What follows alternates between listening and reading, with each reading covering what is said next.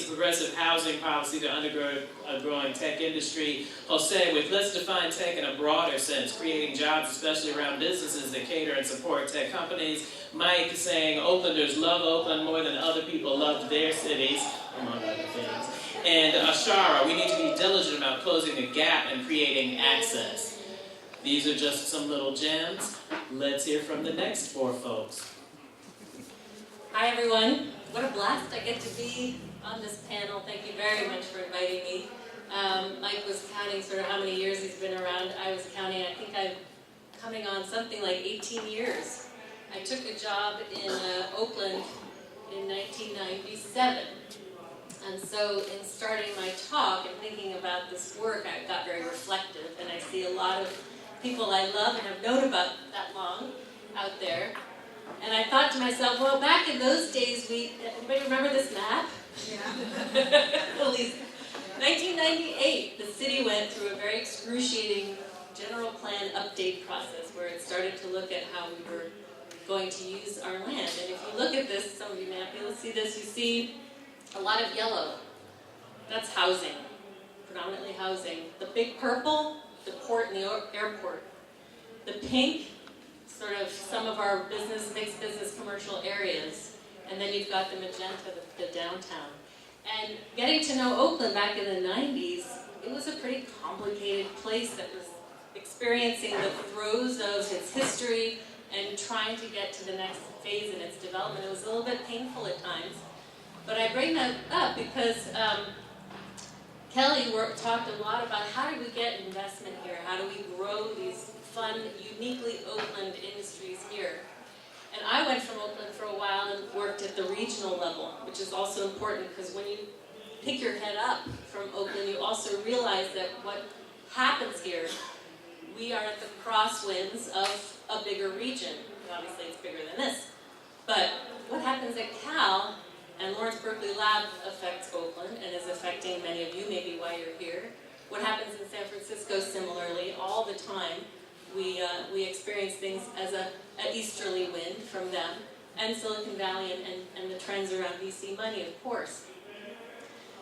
What has always been behind my motivation to work in economic development in this region has been jobs and connecting people to those jobs. So whether we're busy creating those jobs, as many of you do, as Jose does every day, or whether we're trying to help young people connect into those. And I think the question we were asked around what's our vision and also what can we do about it is how do we connect meaningfully the young people in our region to what's happening. And as many of you, I'm sure, reading the paper, there's increasingly big gaps between what young people are prepared to do and the jobs that are there for them. And it's not just about young people, it's a lot about dislocated adults as well.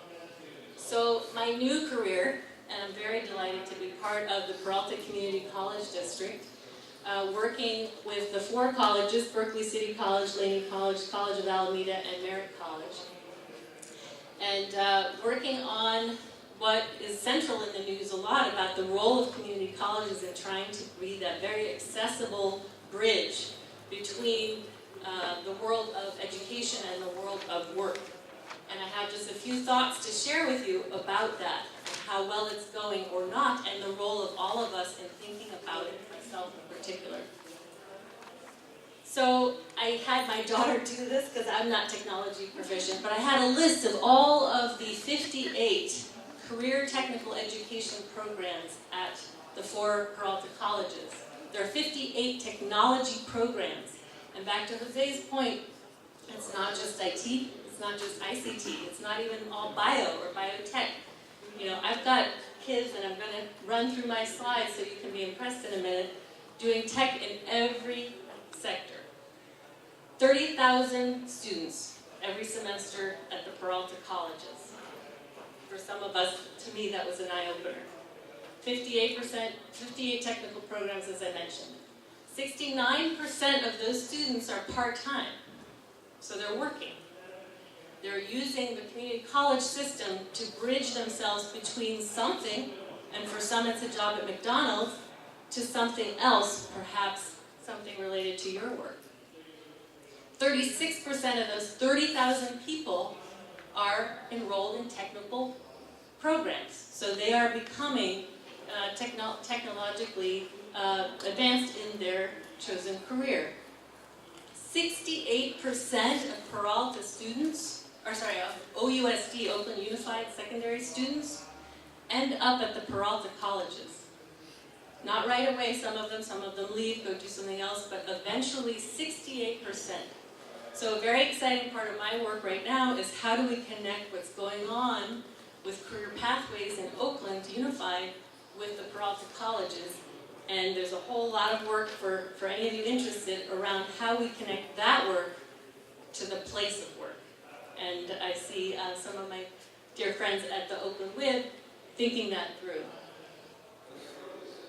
16% of these students are college students. They're enrolled in a 4-year college and they're coming to the Peralta colleges to get technical education. And 14% of Peralta students already have a bachelor's degree and they've come back to get a technical certificate or something because they can't find a job. So I don't know if I've impressed upon you what I believe is the importance of the Peralta district and its role in facilitating an accessible tech ecosystem in Oakland. So just to run through, and I put a ton of pictures in here of our students in biotechnology, state-of-the-art facilities in downtown Berkeley, Berkeley City College, biomanufacturing, working with companies like Novartis and Genentech, Amgen, microscopy. Every single hospital needs people. This is a mouse intestine. This is a kidney. These people are learning how to use advanced high-power microscopes to do biopsies and other medical procedures. Here are some of our students in the microscopy department. Accessible. Peralta is an open access. All community colleges are open to absolutely everyone. So you see all kinds of people getting their hands on technology in ways that most of them never knew they could. Changing careers. We train nurses. We train radiologists. We train dental assistants. And just before I run out of time, another way to think about an Oakland tech future, if you think about the retiring baby boom and the evolution of our workforce, we are talking about 1 out of every 10 jobs probably needing an advanced degree beyond a bachelor's, 2 needing a bachelor's, and at the end of the day, 7 needing a high school degree plus some kind of technical experience or certificate or 2-year degree. This is our machine tech, 3D printers. People get their hands on them, they work with them. We partner with all kinds of local companies and groups to get kids experience, the young adults. We're training electricians, we're training all the environmental control folks. This is technology. Back to Jose's point, these are all tech jobs. Aviation, College of Alameda trains all the people who fix all the airplanes at OAK and SFO. Information, communication, we have state-of-the-art labs at Laney and BCC. BCC has connections, we're thankfully with Pixar now, but you'll find many companies become skeptical until they get their hands on some of these people and realize what these programs have to offer, and this is how we're going to create access. So finally, it's about completion and getting these folks through, absolutely, a degree, a certificate. It's also about connection. And one of my messages in representing them now is really how can we do a better job connecting this incredible portal that our society has built, an open access portal to create opportunities to really become technologists, to become educated citizens, and connect them to the world of work.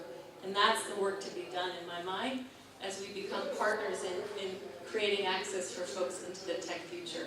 If we do that, we will be successful. If we do that, we will connect people to the Sunjevities, the Pandoras, and to the Children's Hospital Research Institute who cured sickle cell anemia. Thank you very much. Thank you to the public education system for that. It's good, you need to know. My name is Maria Poblet. I'm the Executive Director of Causa Justa, Just Cause. And has anybody here ever biked from where we are to East Oakland? Or that way? Yeah, okay, good. So if you've ever biked from here to East Oakland, you've seen what I love about Oakland. You've smelled yeasty Ethiopian injera bread. You've smelled spicy hot links, fresh Vietnamese fish sauce, chilies roasting, soon to be salsa on a $2 taco on the original taco trucks. You know, the original trucks that were cheaper, that are still on 23rd Street. Yes, my people invented the taco trucks. Yeah, we never took out intellectual property rights on that. That was a big mistake. You'll hear Laotian, Tagalog, Maya, Mandarin. You'll hear my home language, Spanish. You might see on the same block a queer couple pushing a baby stroller to the park and a dozen black and brown teenagers freestyling across the street in front of their high school. That's what I love most about Oakland, the people. Alma Blackwell is one of them. She was born and raised here in Oakland. Thanks to affordable housing, she's able, as a single mom, to raise a disabled son. She does so with the support of her parents, who live 10 minutes away, and a community of friends and neighbors who she's lived next to for decades. Alma turned 50 a couple of years ago, and she was looking back on her life in Oakland. She's seen her community, her friends, her family pushed out of the city by gentrification, as working class salaries stagnate and rents skyrocket, catering to new and affluent residents. Alma's experience as a black woman in Oakland is hardly unique. According to the census and a report Causa Justa just published in collaboration with the Alameda County Public Health Department, Oakland lost 25% of its African American population in the last 10 years. And the foreclosure crisis caused a 50% drop in African American home ownership. Where did people go? Some became renters, tolerating worse and worse conditions in what's left of affordable housing in exchange for low rents. The San Francisco Business Times reported that Oakland and San Francisco saw the highest rent increases in the whole country last year. In neighborhoods like Chinatown and East Lake that are not far from here, average rents increased 18% in step with new affluent residents. Many people just moved to Antioch, to Vallejo, to other outlying suburbs where housing was more affordable, but decent jobs, crucial social services, and political power for communities of color was non-existent. As newer, richer residents increase the tax base and the poor get pushed out, if you don't look closely, it may even look like progress because the indicators look better. But meanwhile, the communities that need development the most are left out in the cold. What's so awesome about Alma is that, like many of you here, she's an innovator. She didn't just see this problem and think it's too complex and changing this would take too much. She didn't sit around watching gentrification happen. She didn't accept the race and class remake of the neighborhood that she loves, that she raised her son in. She didn't accept gentrification as something natural, something inevitable, something only people with advanced degrees or huge investments could do something about. She rolled up her own sleeves and she got to work. She helped build Causa Justa, the Just Cause, the grassroots organization that unites communities directly impacted by displacement across race, across language, across neighborhoods. She helped win California's Prop 30, which is the last time California had a progressive tax and building towards the overturning of Prop 13. Yesterday, she helped win Oakland's first cap on rent increases, a law that will keep thousands of families in their homes. Dozens of neighbors, everyday people, mobilized to make this policy happen, speaking in various languages, hoisting babies on their hips, tweeting furiously, sharing snacks. When the hearing went long, it was a little long, I know. And as we speak, Alma is canvassing the flatlands of Oakland, talking to Oaklanders about her vision, our vision of a future city. One where stable, healthy communities thrive, where democratic power is in the hands of those who need change the most, where development is not synonymous with displacement, where development serves the communities that need it the most, and where we chart a way forward together that leaves none of us behind. Can we build an ecosystem in Oakland where tech startups and heavy hitters with progressive ideas, creative capital, and political influence challenge the myth that displacement is an inevitable outcome of development? Can Oakland's tech sector learn from longtime communities here, reinvest in them, partner with them to preserve the social fabric they have knit together over generations? Can we build a city that upholds and protects the diverse communities that attract us to this beautiful place in the first place? It isn't a simple solution of building market rate units. In our report, Development Without Displacement, we propose 6 overarching principles to prevent displacement in the city we love. 1, legal protections for vulnerable residents. 2, affordable housing. 3, stabilization of existing communities. 4, a non-market-based approach to housing and community development. What if development was focused on human beings? 5, displacement prevention as a regional priority. Other speakers have talked about this. We aren't an island. We have to address this issue regionally. And 6, city planning as a participatory process. In November, we're going to put a healthy housing initiative on the Oakland ballot, addressing the needs of longtime Oakland residents, reducing their vulnerability to harassment, discrimination, and incentivizing basic repairs that make their housing more livable. This is one piece of proof that at the grassroots, the community is ready to lead the way towards an equitable future for our city. If tech is ready to think outside the box, you can follow us towards the place I love most, Alma Blackwell's Oakland. Hello everyone. My name is Marta Riggins and I am not Sarah Wagner who you saw in your program. Unfortunately, Sarah Wagner had a family emergency and she was incredibly disappointed she couldn't be here. But I'm delighted to be here amongst all these amazing people who are just doing incredible things in Oakland. A little about me. I'm the Director of Talent, Brand, and Events for Pandora, and my team spearheads employment branding, recruiting events for tech, non-tech, new grad, university recruiting, our road crew internship program, and diversity hiring, as well as employee experience and culture for Pandora and our Giving Back program. A little bit more on a personal note, in case you don't want to go read my bio on the site. I'm a wife, I'm a mother, and I'm a proud Oakland resident, if you can't tell, for over 4 years. So, we were all asked to do these questions, and so my perspective is more about kind of Pandora's collective view versus my own personal, although it's a little bit woven in there. I also have to quickly introduce another member of my team that's here, Lisa Lee. Stand up, Lisa. Give everyone a wave. That's Lisa Lee.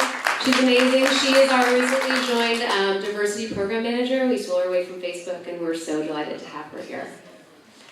So, 14 years ago, Oakland became the home of Pandora. And without being in Oakland, Pandora would not survive. It's what we do recognize that without Oakland's existence, Pandora would not be successful. We've loved watching the neighborhood grow. We've seen it change dramatically. We are based in the uptown neighborhood of Oakland, and the past few years, it's just been incredible to see the change there. I think that, as many of these people already mentioned, for those who work and live in Oakland, we know what a gem it is and how amazing it is. And Pandora is incredibly proud to be in Oakland, and we don't intend to leave anytime soon, or at all for that matter. The city is interesting. The city is, I don't want to repeat everyone's words because everyone said the same things, but I think we say them all because they're true. The city is rich and diverse and vibrant and has this energy, and in a way it's kind of synonymous with Pandora's Music Genome Project. And for those who don't know, the Music Genome Project is a platform that serves you music. Our collection is incredibly diverse and eclectic, and that's sort of how Oakland is, and we feel like Oakland's the perfect place for us to be. So what is our vision for the burgeoning hub of Oakland, and sort of what's Pandora's place in it?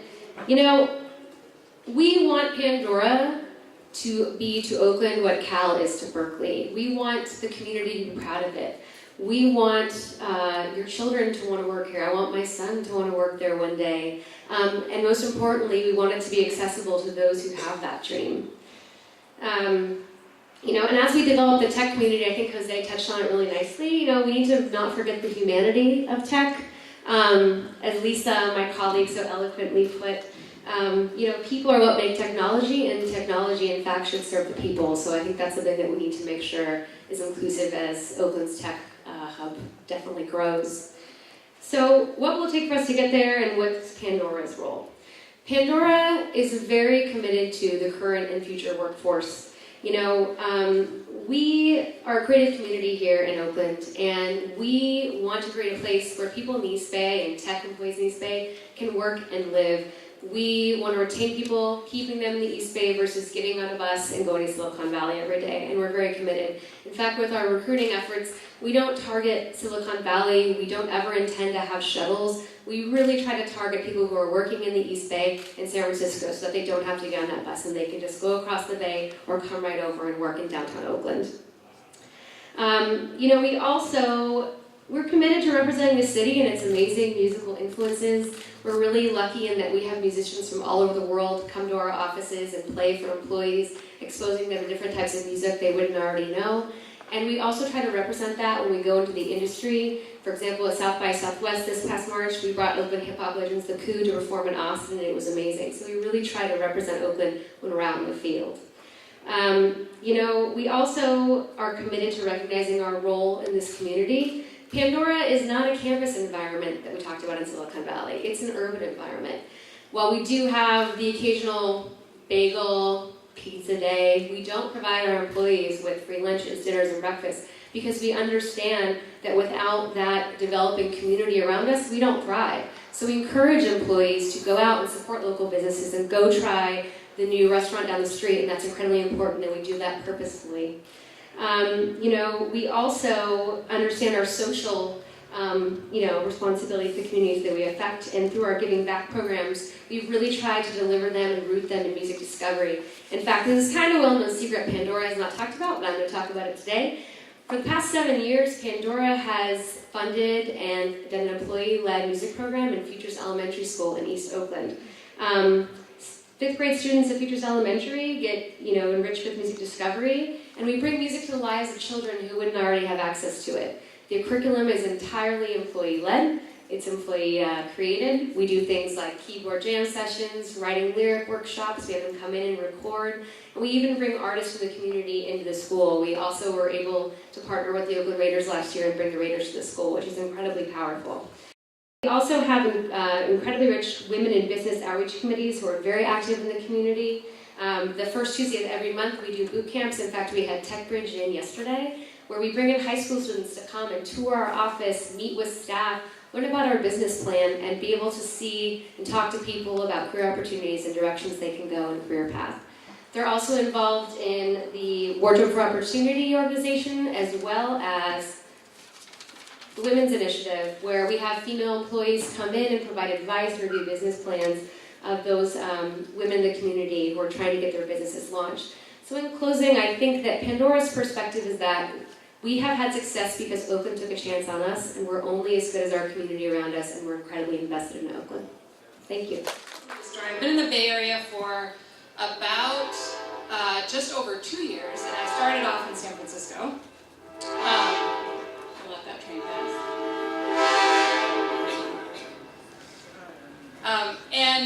As most people who are new to San Francisco feel, I was quite horrified upon arriving at the stark social dysfunction I passed on the street all the time, and talked about it so much with my friends who have lived here for a long time. One of my friends who is a startup founder based in the Mission said to me once, I thought of you the other day when I was passing a bum at the BART station and his coat was on fire.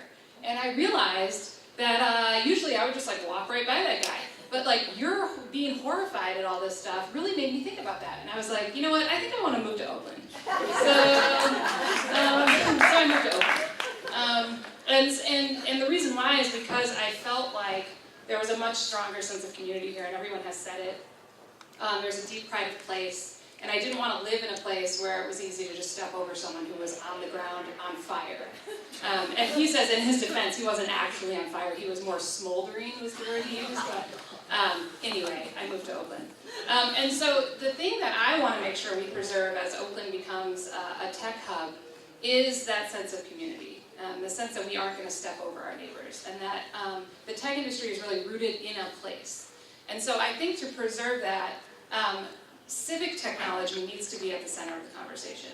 And by definition, civic technology is about place. It's about collaborating with local government to use technology to solve social problems. So I'm just going to talk a little bit about how Code for America has supported the civic tech community in Oakland.